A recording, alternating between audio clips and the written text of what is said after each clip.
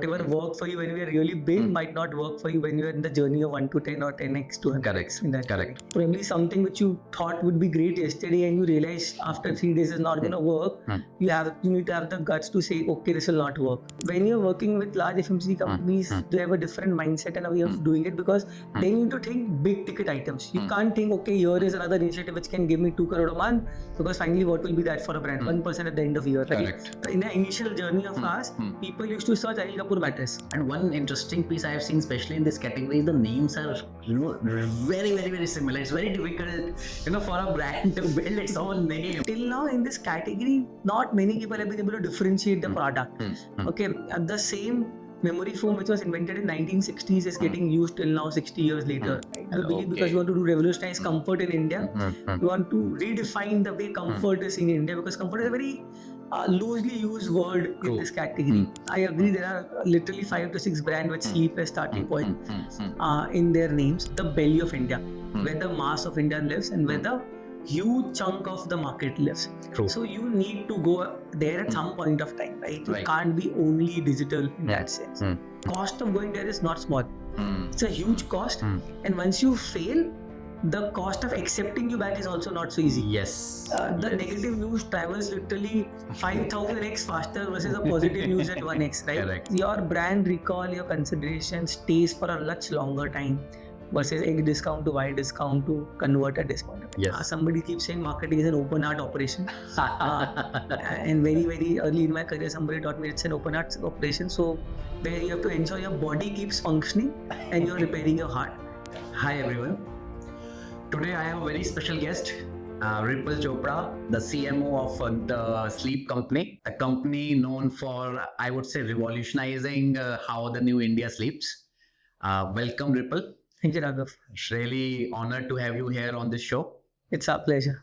I think Ripal has worked extensively in large conglomerate brands like Nestlé, Idea, Godrej, and lately in startup ecosystem with brands like Winnie Cosmetics and now the sleep company. Yes. A very extensive experience, and I hope to learn a lot from you. It's the other way around. I hope to learn a lot from you guys. It's a mutual journey to learn from everyone in life. So I hope so. And let's take some leaflets out of your experience. Welcome, Ripal. So let's begin. I think while I was going through your profile, I was just kind of seeing your entire journey in terms of career. One thing that struck me really interestingly is, lately, last couple of years back, till then you have been working with some of the iconic brands, I must say. And the brands, I think, the advertising and the ads of which we have basically grown up seeing. Brands like Nestlé, brands like Godrej, brands like Idea. And in last couple of years, you transitioned to the startup ecosystem, working with Winnie Cosmetics first, the sleep company next. So I am really curious, what went behind the scenes for you to take that leap, transition into do such a huge, at least I believe that's a very big transition. You may differ. So would love to know your thoughts around that. Raghav, like you said, I had done many brands which were more than 1,000 crores in size. Yes. Huge amount of media monies, and then question kept coming. When is the right time to try something and make something big? Right? You're working on something big, then your skill set tested are different. When you want to make something big, the skill set required for those are something different. And that's the journey when I started 2 years back. First was with Winnie Cosmetics, which KKR acquired 53% stake and question by Dima. So we started that journey from there, and then I moved on to the sleep company, which is a pure play startup now. And the fun to make something big is really huge, because that helps you to literally learn the entire gamut once again. What you started learning 10, 12 years back, you have to learn once again, because whatever you might have learned, you have to unlearn first. Yes. Because whatever worked for you when we are really big might not work for you when you are in the journey of 1 to 10 or 10x to 100x. Correct. Your personal inertia also changes a lot, because you have a big ecosystem when you're working in big corporates, big brands. You have huge support systems around you. When you come to smaller organizations, startups, so that changes drastically. So that is where your mindset, attitude also requires a huge amount of change, because it's more at you, and if you don't have that mindset of going away from that large system True. and a system which is at a steady pace of growth to a very system which is very dynamic in nature, probably something which you thought would be great yesterday and you realize after 3 days is not going to work, you need to have the guts to say, okay, this will not work. Right? True. So I think that is one big change, and that's what excited me to do in this part of my career, and that's where the journey started. And now coming to the main, I think, discussion points around marketing. So in this journey, in this transition, it's like for example, you have worked with brand like Goodnight, which deals with crores of consumers, fundamentally, buyers for it to be successful. And now at Sleep Company, for example, you need lakhs of customers to become successful. The transition, the entire scale is very different. The thought process is very different. So, what are like the parallels? If you draw parallels between both these pieces, what are similarities? What are the differences? How you used to basically look at the overall scheme of things when you work in Goodnight versus, for example, at Sleep Company? How have the transition impacted your thoughts around marketing, branding, etc.? I'll tell you two things. One is in terms of the consumer journey. The other is in terms of marketer, what we need to do. So let me first start with the consumer piece. On the consumer side, see, the consumer inciting doesn't change.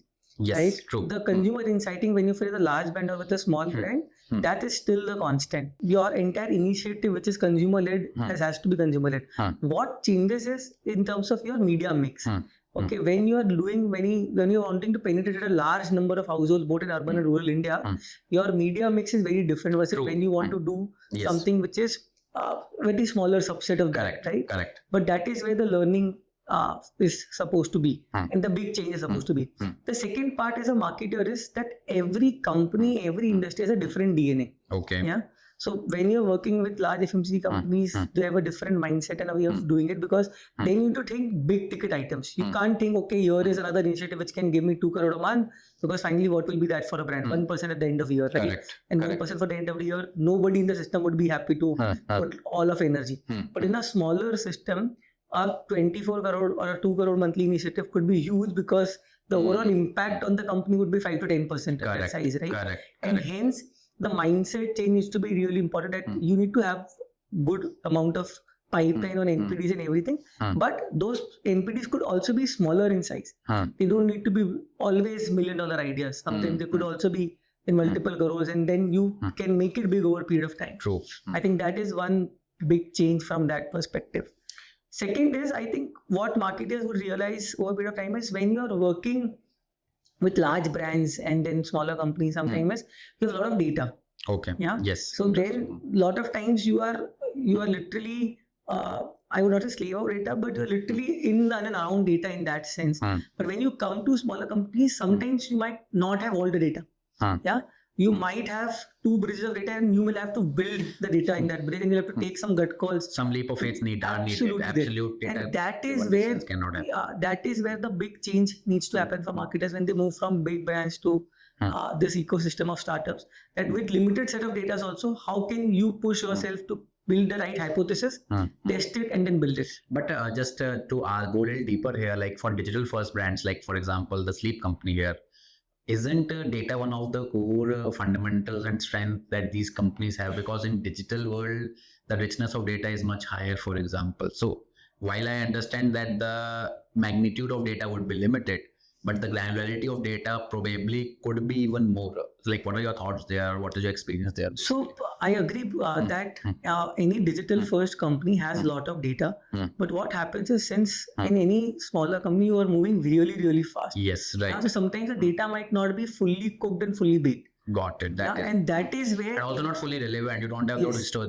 You cannot rely on, let's say, a year-old data, because things have significantly evolved. Absolutely. What you were doing last month, what you're doing this month might change a lot more. So you need to take a trend call, and basis that you need to take a call. See, what happens with large brands is they have historical data. So I can literally go back and see it in 2010 if the brand has done this, what has happened around 20. Yes. You can see a big journey happening in multiple resources that have gone through it. Right? Correct. And then you can bake on top of your current data. On That leverage of legacy is not here. Absolutely, because you're building something. True that. Right? So when you're building something big, you might have some data points, but you'll have to build on those data points to Got it. take it. Yes. That makes sense. That's my And a lot of times when you're trying to build some of these categories, also the data might not be available. True that. Yeah. I think when you're moving off so fast from 0 to 1, 1 to 10, 10 to 100, data that was relevant from 0 to 1 journey is no longer relevant as well. Yeah. And unless you take bigger leap of faith, it becomes difficult there. Absolutely. And also, I think the transition would also be a lot in terms of the way, let's say, a brand like Goodnight looks at the media mix, like you mentioned right now, basically the media mix, and also focus on performance versus branding. So can we get a little deeper there than those nuances, how the media mix has shifted, let's say from Goodnight, for example, to Sleep Company? Okay, so I would just say one thing is like you're saying, because if you're what we have to look at as a budding marketer, any marketer, any founder out over there is, it's amount of number of consumers you want to target at the bottom of the funnel, right? If you want to convert 5 crore people, then what is the number of people you want to create awareness at? Correct. Right? Correct. Because that's the way you have to create your media mix. True. If you want to convert only 2 lakh people in a year, then from awareness to consideration to conversion, you need a certain funnel. So then your media mix could be digital first, because you have an audience set available digitally. Correct. Then you can build on it, and then you can drive your business.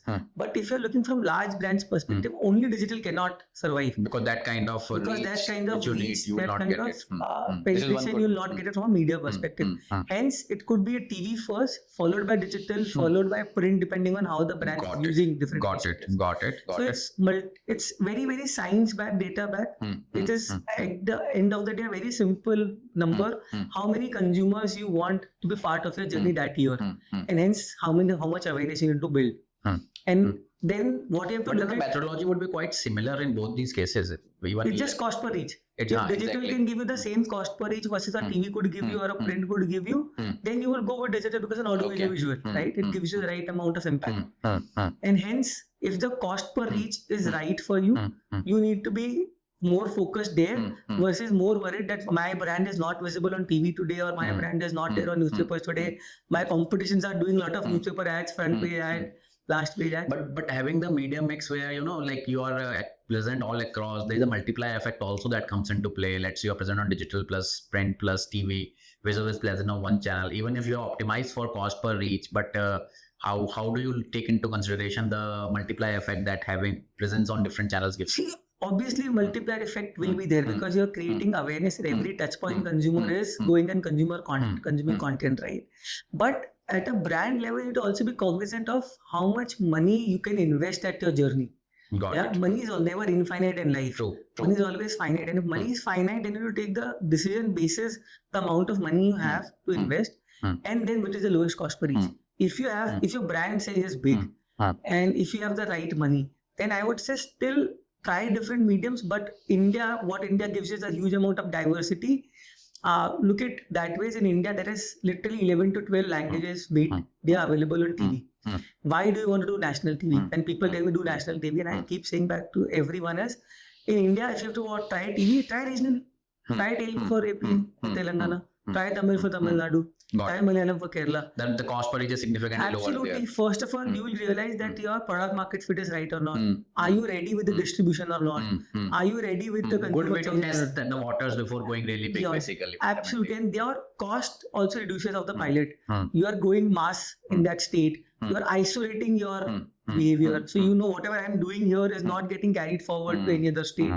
So you are ensuring that your ROI and everything is getting calculated properly. I think that's the best way which India can help you because of our diversity in that. And a lot of brands have been built in India that way traditionally. Yes. I think that's a more stable approach towards going big. First test the waters, see the output results. You will also have a clear mapping with regional channels versus how much was the impact on those regions and sales volume, and then probably you can focus on that message. See, because a lot of times if you go really big in the first time, if you're conscious that product market fit is there and you're ready with the distribution, you should go with it. I'm not saying you should not go with it. True. But then if the first time you went wrong, there will be a lot of questions for the second time. But if you do a smaller pilot, you can experiment and tweak it basically. And if you get 80% right also, the confidence of the entire system will go up drastically. Much higher. Because then you know what I need to change in my mix to make it 100% the next time. And the entire system will be ready to gear up for it. True. And basically, even I see this approach at least as a consumer, when I look at the way the marketing mix of sleep company has basically evolved in last few years, we've been focusing more and more towards branding fundamentally. Like we brought Anil Kapoor, Karan Johar, for example, Rashil for different campaigns that we are doing with them.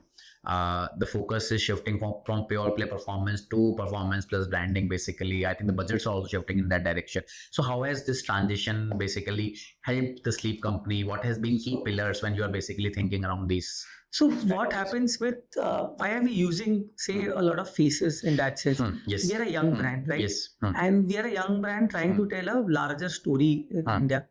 When you're trying to do that, the celebrity helps you to cut the clutter. True. Yeah. So if you're picking up somebody who is not cluttered a lot, whose voice can be heard, will help your content reach the consumer and can be heard in that sense. So when we started Anil Kapoor literally 2.5, 3 years back, everybody thought that why was Mr. Kapoor taken as on the brand, right? Yes, I think that's what I also have in my mind. Yeah, because he's a very different persona. He is slightly, his age is not that way, very younger in that sense, but he's very young with his heart. True. He's very energetic, right? What he gives to the brand is this youngness, passion, energy, and his authenticity, because you will see that Mr. Anil Kapoor is not there in majority of the brands, right? He has a limited pool of brands. Correct. So a brand ambassador has a limited pool of brands versus somebody who has 40, 50 and might not even remember which brands they are advertising for. It's better to go with somebody who is known face, somebody who has the authenticity, somebody who has the right energy to go and deliver your message. And plus, they're not very cluttered with a lot of brands on their portfolio. So I keep saying that one of the top endorsers of our country is how many brands are part of their journey. A lot of times, the consumer might not even remember which brand ad I saw. He'll remember I saw this celebrity or celebrity ad, I saw Dhoni ad, or Virat Kohli ad, or Shah Rukh Khan ad. But I might not even remember the brand unless the brand is then spending a lot of money on them.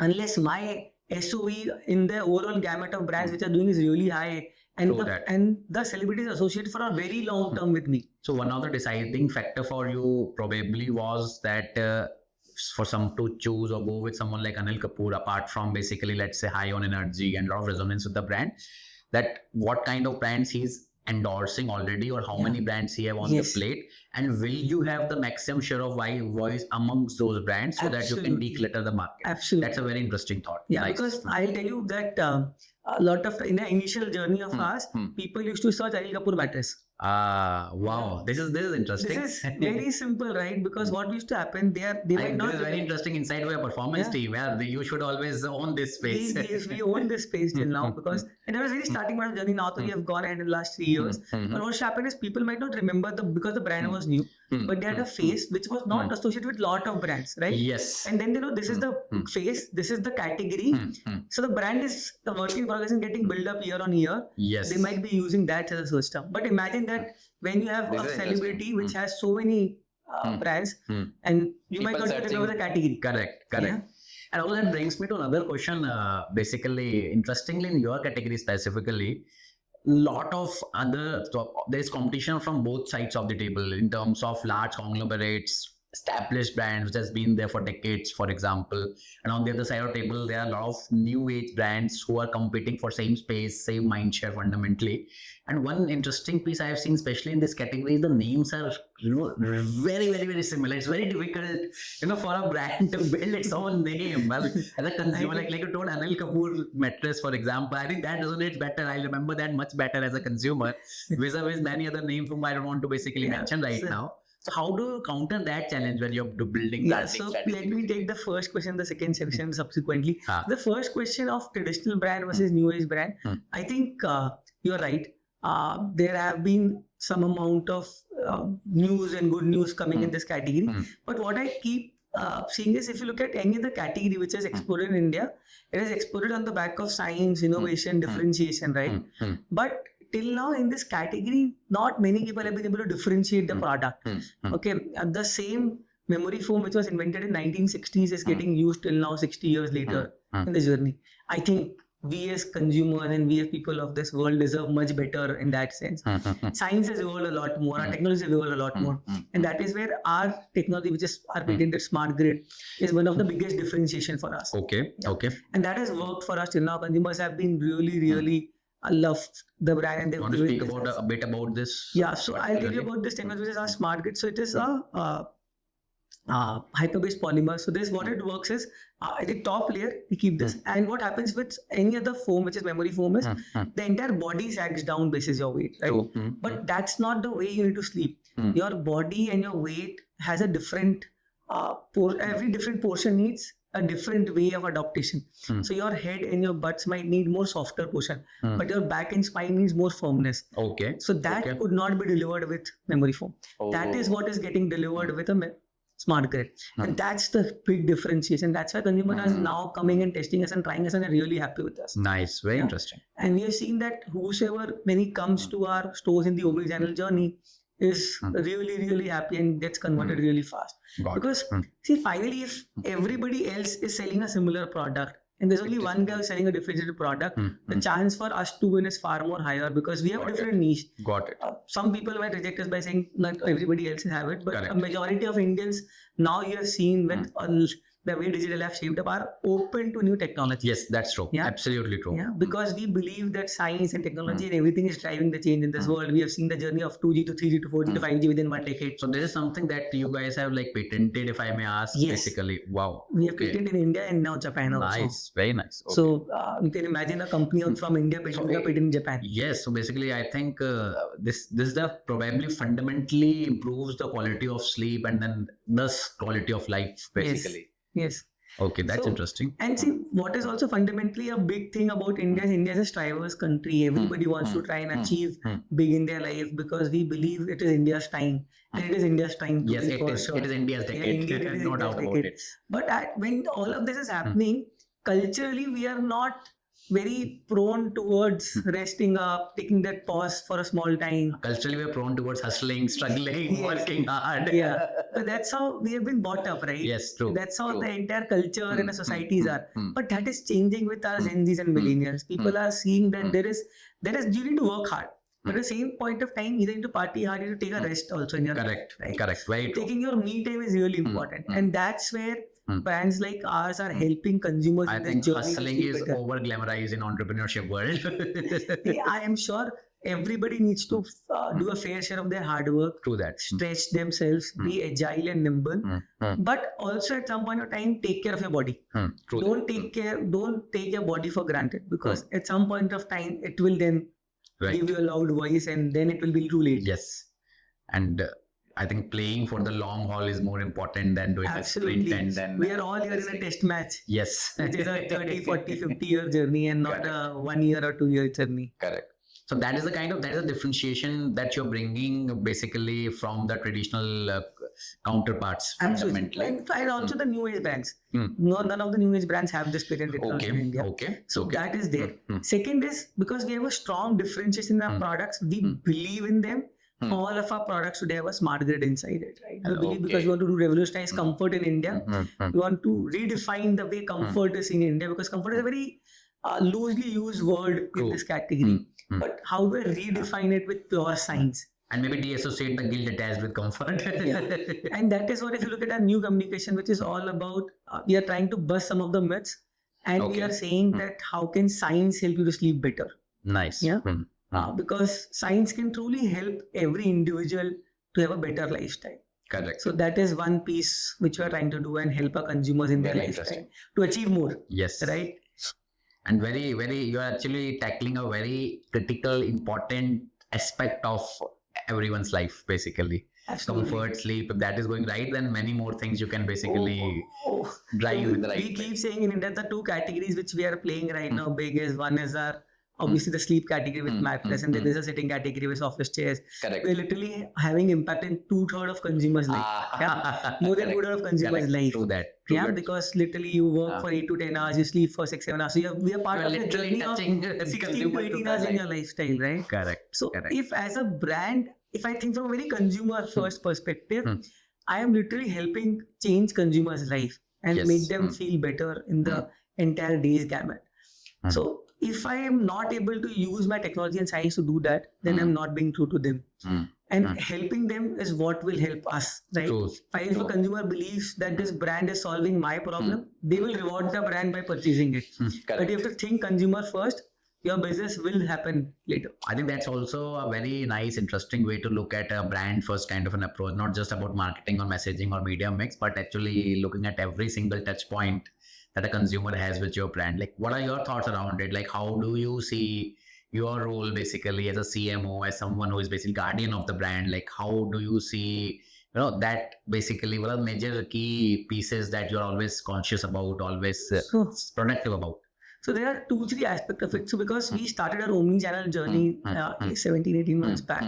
See, what omni-channel means is the consumer can discover you either digitally or offline. Correct. And then he decides his choice of purchase channel basis his or her preference, right? I am not pushing him or her to buy it from X channel or Y channel. We want the consumer to decide whichever channel he is happy with, right? If he is happy with the marketplace, he goes and buys from marketplace. If he is happy with my website, he comes and buys my website. If he is happy to go and feel in the store, he does that. Correct. In that journey, what you need to do is you need to build consistency. Yes. Yeah. You need to ensure that your pricing is similar across. Your products are available across. Right? So that's an important aspect which we have focused and ensure that happens. Second part of it is the way if you're trying to build a brand which is premium in India, which gives you the right feel and the touch point. So every touch point needs to give that premium imagery. If you visit our store today, we have literally 9 stores in DNCR now, 8 stores in DNCR now. Correct. Each store will have a similar look and feel. Yes. Yeah? Yes. Your facade will have a similar look and feel. Inside of the store will have a similar look and feel. So you need to be very, very consistent in the journey. Yeah, because that's when consumer recognizes you as a serious brand and a brand which is here for a change. True. Yeah, because if you keep changing in your journey a lot more, and you have to try. I'm not saying that you don't try, but try with a smaller pilot. Got it. Learn from it and then do the change bigger. But be consistent with what you are doing everywhere. Experimentation, I think, is an important part of the way you do things or run things, basically. Do experiment, learn from it, and then take it out with everybody. Rather than just thinking, okay, I want to do something new today and try it everywhere, learn in a smaller set of pieces, create your own smaller pilot, and then go ahead with it. And then how are you basically, like, I just bring it to my last question also, like, how are you defending your name basically? Because a lot of confusion in the category with very similar sounding names. Very honestly, it's very difficult to, remember that this stands for this. How are you basically solving for that? I think that's a challenge for me personally, and I think it's a challenge for me. We have started that journey. See, what we are doing now is, I agree, there are literally 5 to 6 brands which sleep as starting point in their names. Yes. And there's a traditional brand which has been really, really there for the last 50, 60 years. So obviously they have a head start. Correct. See, as we grow bigger, as our footprint increases, as our market share increases, we will have a bigger TAM for it, right? And we'll have a bigger mind share in consumers' mind. Correct. That's one. Second is, with your name, we have a strong product differentiation. Okay, how do you link your brand name to your product differentiation? How do you ensure that your product differentiation is only attributed to you? Yes, that is a big challenge I see in this category. That's, I think, something which we have been doing in every ad. We talked about 4 of the ads which we have done, which is with Charil Kapoor, Karan Johar, Rashi, and then Jim. In every content, we speak about our patented smart grid technology and what it does for you as a consumer, right? And that's very important. Because if you're consistent in your product and if you're consistent in your technology, the consumers then start building, okay, that this is sleep company and they are here for the smart technology. So when basically you were like, or maybe the founders were coming up with the name, I'm just curious, one of the approaches could have been to basically, somewhere fit the smart grid positioning in the name itself, because I am getting the feel it's one of the most fundamental building blocks of the brand. So doesn't that solve both for differentiation as well as the recall piece fundamentally? So there is no right or wrong answer here. Yes, I'm just curious to know. Let me be very honest. What went with behind? See, we believe that the sleep company is a bigger umbrella, and we believe in investing in our R&D and technology. Okay. We have done a patent with smart grid. Right. We are continuously investing in our R&D. True. Tomorrow, if you're able to develop something which is better for consumers, right? Correct. Then the name. So I would bring up the technology rather than holding myself accountable only for That's that. a good point. That's a very Because good it's point. important, and that is where this entire piece of we coming in as a startup, right? That we said that this industry has not seen any innovation last 60 years. Correct. We came up with the innovation last 4 years. Correct. The Correct. consumers have literally blessed us with their love and everything. Yes. I can speak about. So in that journey, then if we have done what others have not been able to do, then I have to be true to myself and say I have to continuously invest in R&D, to build newer technologies, and if something is coming up, and if it is, we believe, better or at par with this journey we have to offer to consumers. I think I got my answer there, because you may today be focused on smart grid, but technology can evolve. So you want to keep those options open. Because that's where, see, as India is growing, as the world is growing, as science is growing, you never know what might be in the table 5 years hence. True that. Correct. And while you want to ensure that your current proposition is the best proposition, the biggest proposition, you have to keep reinventing the current proposition also. But if there's a very different proposition which comes on the table, correct, you have to be open to it. True that. Rather than somebody else disrupting the industry, as a startup, you have to embrace it and say, let me build in my journey itself. Yes, true that. Makes sense. And since you mentioned omni-channel, basically, and I see now like brands which launched as pure play D2C brands 4-5 years back, almost everyone in their playbook has made this transition. Everyone is realizing India is not a pure play online market. You have to be omni-channel. And this is one of my favorite questions as well, like how has your experience been so far? What are the, key important pieces to be very focused on when going from pure play D2C to omni-channel? Because this will be especially relevant for a lot of D2C founders watching the show, who are contemplating that jump, the move from pure play D2C to the omni-channel. So it's a very difficult one to answer, but let me simplify it. And that's it. So I come from a very traditional trade background. I've worked in general trade for literally 12 years of my life. Correct. And modern trade in that sense. But so I've seen the other side of the business, which is the belly of India, where the mass of India lives and where the huge chunk of the market lives. True. So you need to go there at some point of time, right? You can't be only digital in that sense. In today's journey, if you have to go big. But the founders need to realize, with the budding founders, that when is the right time. You don't need to go when you are small, you're in the 0 to 1 journey. You need to go when probably you're building the 1 to 10 journey. In that journey also decide when to go, because the cost of going there is not small.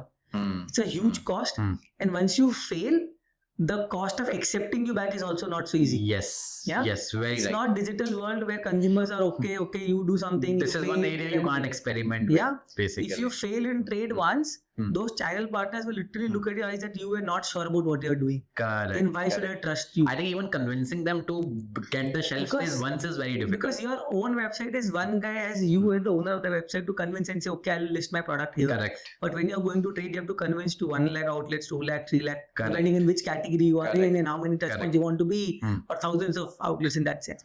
So the scope of going wrong is absolutely minimal there. Right? And for a new startup, the cost of doing that business is also high. So we need to be very, very sure when you're going that journey. See, in omni-channel for us, the way it was that we had cracked the model for digital, which was our website and marketplace. And then we thought that for our next phase of journey, and this is where a lot of our consumers had bought us, because we had solved the trust problem by giving 100 nights trial to consumers, and the 100 nights trial. You didn't like it, they can always come back to us and say either replace it or I want to return it.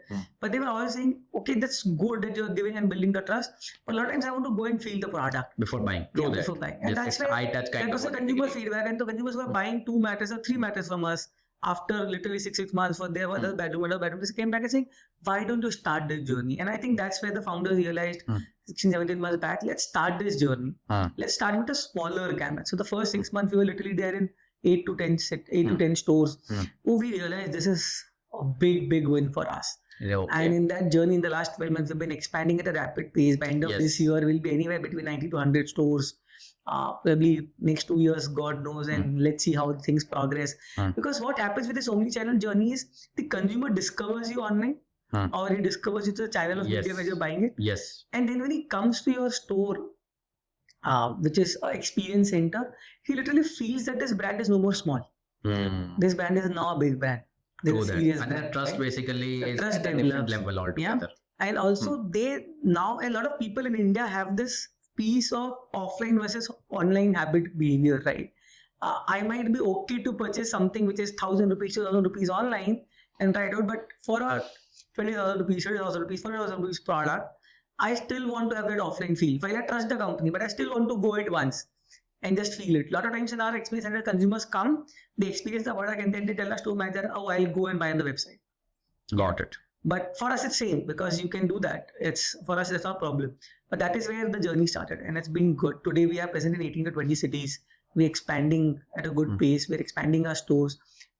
We literally, like I spoke about aliens, we literally opened last month 3 stores at one day. Wow. Yeah. We have 2 stores in Noida right now, the experience centers which are there. So these are important when you're trying to build a journey of 1x to 10x. Yes. And this is another touch point for you, which opens up a new TAM for you. True. Yeah. And how does the unit economics of per store works out? How much time does it take to break even? How does that entire maths plays out basically? So for us, I'll be very honest to tell you that the unit economics is working in our favor. Wow. Because our average order value is in the higher side. Yes, Yeah. that is a big plus. So if our average order value is in the higher side, and the way the consumer's behavior journey is that this is not a category where you have a lot of repeat purchase. Yes. You have Yes. one-time purchases, two-time purchases in 5 to 10 years. So when a consumer walks in, he is walking in very high intensity to purchase. Yes. He is not walking in to explore something. It's not no window shopping. Nobody in our category. society True. would have ever said, hey, Raghav, I went to just explore a mattress today, right? Correct. A lot of times people just okay, oh, I went to explore a car, I went to Yes. this mall and I went Yes. to explore Yes. clothes or Yes. foods or Yes. something Yes. like that. But nobody ever say, oh, I went to furniture shop to explore a furniture, right? It is very high intensity because in the Correct. journey, you are either in the purchase journey or you're in the evaluation journey because your house would have purchased or Correct. you might have been getting the possession and changes would happening or natural present is happening, right? Correct. So that is where anybody who walks in with beliefs is going to spend money. Correct. Yeah. Intent is almost 100% intent is guaranteed. there. Correct. It is 100% intent which is there. Correct. It is up to us now. How do I convince everybody who walk in To about buy. my technology, about Correct. my company, Hmm. about my product, Correct. about my proposition, about my services. True that. If I'm able to do that, which we are till now, we believe, Yes. our unit economics are working at store levels. Got it. I think that there would be a huge focus on training the staff at the stores, how they Absolutely. basically propagate the message and core Absolutely. differentiation. Yes. Yes. This is very interesting. So, in terms of, because like you mentioned very rightly, a lot of people research online, buy offline, a lot of people go offline, then come and buy online. You would be seeing a lot of movement happening. How are you basically tracking that, measuring it, and building it into your models when you're planning to scale with all these channels? See, I think now tools have developed which can help you measure your omni-channel journey.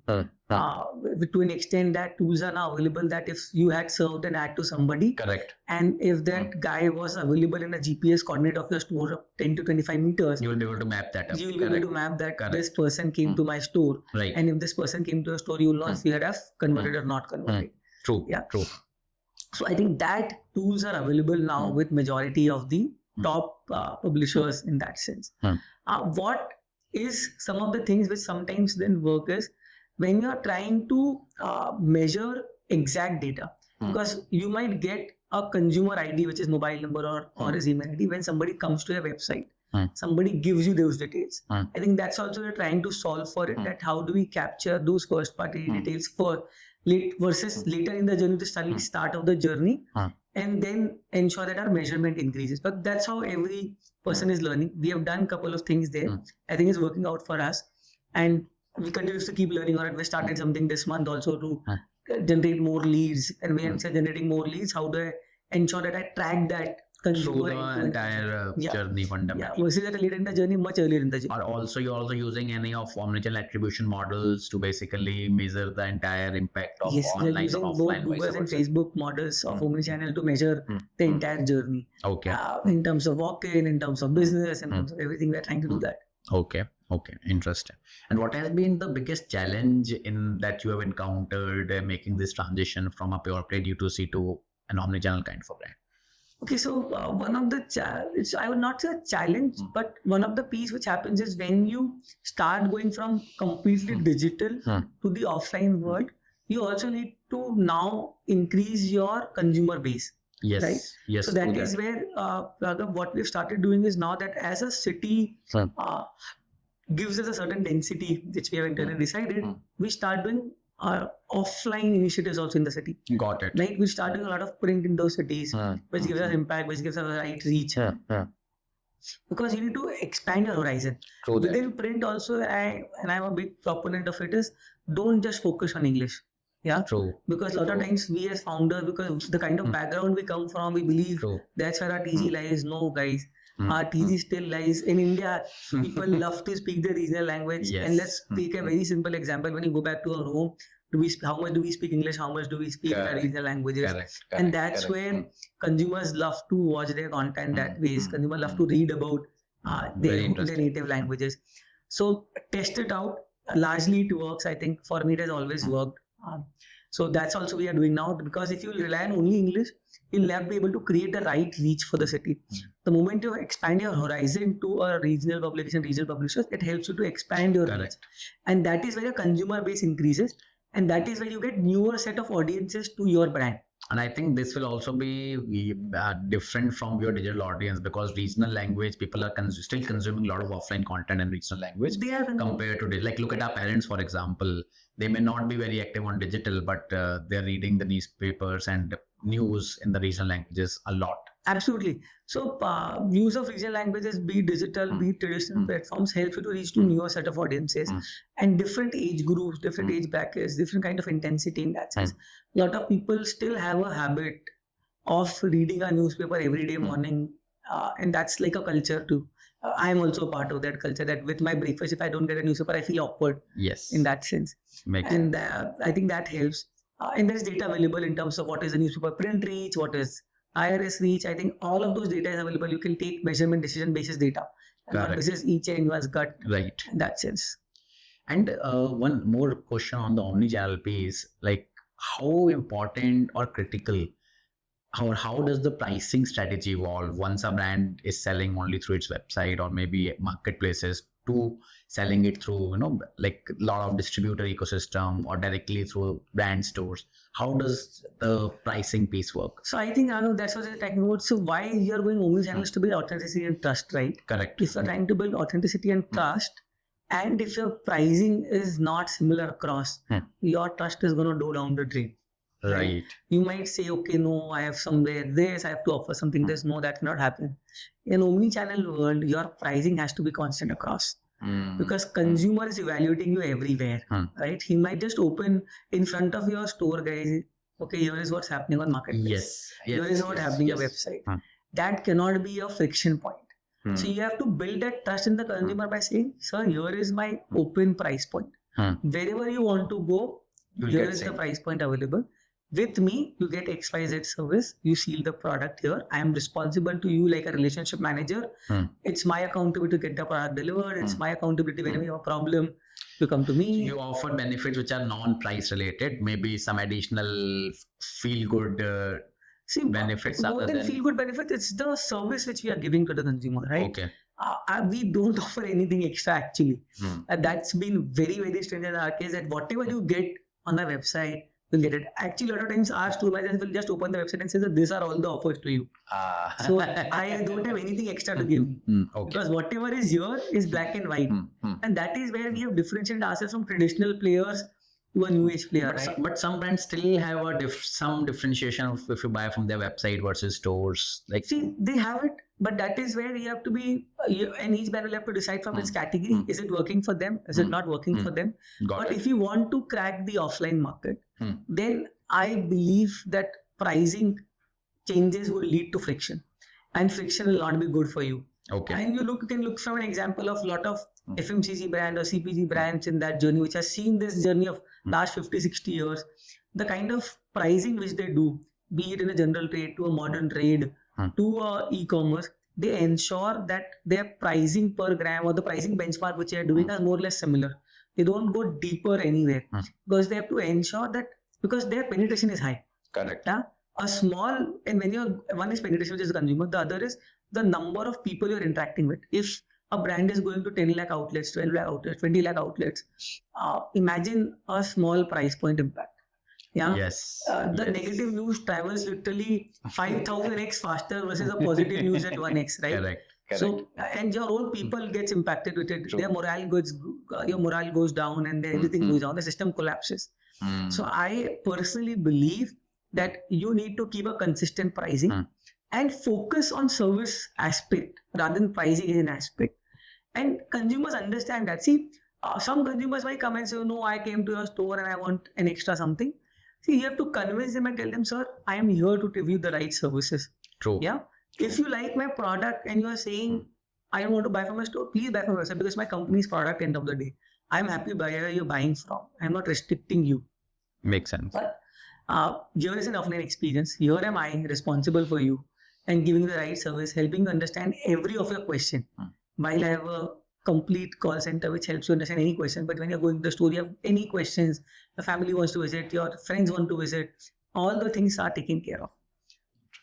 That's very interesting insight for brands that are basically planning to move from D2C to omnichannel. I think this section covered a lot of nuggets of wisdom based on your experience. Yeah. Brings me to, I think, last set of questions in terms of the journey that sleep company is currently going through. We have reached a particular stage, I think, in terms of the overall revenue. Now, as we are planning to expand 10x and beyond, like what are the key levers of growth that you have identified in this journey, basically? Okay, so there are 2-3 big levers for us. One is how faster and in the right way we expand our omnichannel journey. Okay. Because as we expand our distribution, our proposition has a product market fit. Yes. It's accepted with the consumers in the cities where we are. So expansion helps us with that. Second is in this expansion journey, we don't get carried away and launch everything. Yes. Yeah? That is very important. As budding marketers and as budding entrepreneurs, you need to be focused enough on what you want to launch, what is the right size of pie, how will this category help me 3 or 5 years out. Don't think about the category or anything which you're launching from like 6 months to 12 months. Think from a category from a 3-year to 5-year out journey. Does it then fit in my longer term objective or not? If that category gives you the right TAM, also helps you to get newer TG or newer TAM to your store, and is a good product fit from a longer term journey, it makes sense to invest behind it. Got it. Yeah. So we are also working towards some of those newer categories which can help us build for the next 3 to 5 years. We are also looking from this journey of pure play performance to how do we do the brand journey, how do we build a more brand equity in that sense. Bigger brand recall, basically from mid funnel, bottom funnel to more top of the funnel advertisements, more top of the funnel spends there. I think that piece is changing, and that piece is what piece is. It's a work in progress. Yes, I don't always think be work in progress. I don't think anybody can say, hey, I have achieved it. It's a work in progress. You do something for a quarter, you learn something more, you do something next quarter, something different. And that's a journey which we are doing. And I think with consumers' love and India's growth story, there is a lot of potential for us and a lot of budding entrepreneurs and startups who are trying to be in this journey. But I just keep saying to everyone is be consistent with whatever you are doing. True. Don't keep changing of what you thought yesterday to what you thought today or tomorrow. If you believe that what you thought yesterday was the big idea, you have seen a product market fit, then bank on it. Correct. You might have a up and down in that journey, but banking on it and being consistent will help you, help your consumers and help your team also. True. So I think the like 2-3 things which resonates quite well is in terms of finding or basically zeroing down on new set of products and categories, which will be a lot of data-backed, research-driven, basically, which fits with the longer position of the brand. Second, I'm hearing from you is in terms of growing the brand overall, basically the recall, the equity. And lastly is being consistent on like standing for what you started the sleep company for and being consistent on that thought, that idea, and taking it and making it really big if it have that kind of space, basically. Absolutely. Interesting. And brings me to the last question, like now taking a step back, because I would say sleep company is still way ahead in their journey in terms of a lot of compared to a lot of viewers of the show, for example, especially the one who are still in, let's say, 1 to 10 journey or 0 to 1 journey. So based on the experience or the learnings from the sleep company journey, what would be the top 2-3 key insights or key piece of advice that you would want to share with the viewers? So I think the first key advice which I share with everybody, rather like we were also talking before the start of this discussion, is as marketers, what is our role? Okay, our role is to balance the equilibrium. On the left hand side is our shareholders and stakeholders. Correct. And the right hand side is consumer. Okay, if people believe that they offer a lot more to the consumer and less to the shareholder stakeholder, the equilibrium is towards here. You will fall. One of the slide will slide. And if you offer more to the shareholder stakeholders and not to the consumers, it will slide. So it's very important to balance it out, both the side of value chain. And hence, it's very, very important that don't give products at a very loss-making phenomena and a very low product margin. Right. You have to make the right amount of money and you have to give the right proposition to consumers. I think that's really, really important. So sort your downstream, sort your upstream really well. I think a lot of times marketers work on the upstream aspect of it, correct, but forget the downstream aspect of it. Correct. I think work on the downstream aspect as it is as crucial as possible, and the upstream aspect of it. So this journey of selecting the right product to getting the product, and from product to the communication consumer, has to be balanced it out really, really well. On the third aspect is this entire piece, which is always in the mind of every entrepreneur, marketing guy, is what is the journey of performance to brand? Yes. That's a very difficult question to answer, but it's an x-axis journey. Okay, at some point of time, you'll have to keep reducing your performance, keep building your brand, and there will be an inflection point where both of them will settle down in your company. There is no science which can tell you this is the X percentage or Y percentage for any of those. It is for each brand and each, depending on each category, how this will play out for you and how will you build and develop this. But it's important that when you have the right product fit, when you are trying to grow an aspect, that you start your brand journey in advance. You start investing behind your brand, you build for it, and then at some point of time, balance out your performance and brand marketing. That's very, very critically important. I think these three things from a very budding marketers, anybody who's starting up his company, anybody who wants to scale it up, is very important. As always, remember, we are here to balance the equilibrium in this journey. Yes. We are here to look at both the side of the value chain, not just one side of the value chain.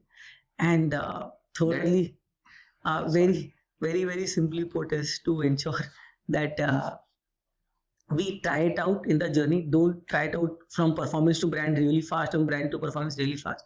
But in the journey, you have to keep experimenting, market it, and then come to your own percentage. Very interesting. Just to summarize, I think if I got you correctly, one is basically balancing both sides of the equation, the shareholder and the consumer. That's a very different perspective towards branding and marketing that I've heard. So second being is that you don't undersell or oversell. Sorry, don't undersell the products fundamentally. Make sure that the margins are there. The bottom line is getting built up as you scale the top line. And the last piece, and that is also one of the very interesting piece, being around balancing the branding and performance. I think that is also one of the most difficult transition that a brand makes when they start growing really big. Because a lot of times you have a DNA which performance is working for you, and suddenly somebody will come and push you, say, why not invest behind the brand? You will be in a very catch-22 situation where you will say, oh, but this is working. Why should I change it? And that's a very difficult transition. That's a DNA change actually. It's easier said than done, and I see a lot of founders struggling with that basically. Trusted guys, and just when you're going for sleep, close your eyes and think 10 brands which you have think are driven by performance, or 10 brands which are driven by pure play brand equity. I'm sure the number of brands you'll recall with brand equity is far more. Correct. Because your brand recall, your consideration stays for a much longer time versus X discount to Y discount to convert at this point of time. But that's a journey. There is no right or wrong answer to it in that journey. You have to build both of the journey. Don't I think it's both science hurry and art. to any towards. Yeah, it's a science and art. Yes. Somebody keeps saying marketing is an open art operation. And very, very early in my career, somebody taught me it's an open art operation. So where you have to ensure your body keeps functioning and you're repairing your heart. Any bad stitch can ensure your body collapses. Any good stitch will ensure your body runs really good and your bloods are running everywhere in your body. So that's what marketing is. It's an art and science in both ways. Nice. Great. Nice to have you here. A lot of interesting insights. My pleasure.